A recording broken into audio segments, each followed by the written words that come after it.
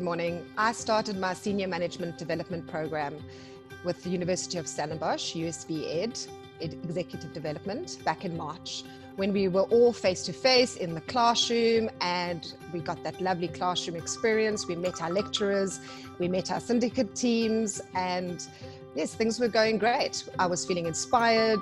I was back on a university campus after many years of not studying, and just getting the whole vibe of being back into studies. And then COVID happened and lockdown happened, and we were kind of flung into this unknown world where we were not only going to have to work from home, but we were going to have to homeschool our kids and study online. So studies became very remote. We couldn't meet with our syndicate teams. We couldn't do projects face to face. And so things became quite hectic.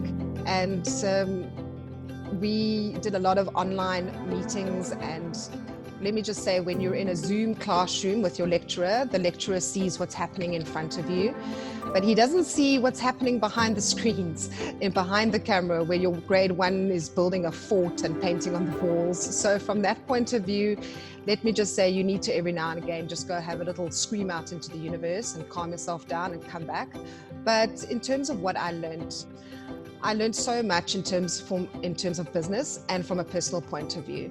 From a business point of view, I learned to really stop and slow down. And we are so busy in our little space, to get that project out, to meet that deadline, that we forget to zoom out. Something our lecturers really often said is the zooming in, zooming out technique.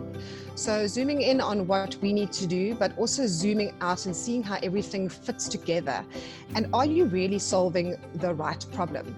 We think that is the problem, and we go off on a tangent, and we're action driven, and we want to get out there and solve a problem for our customers, for the business.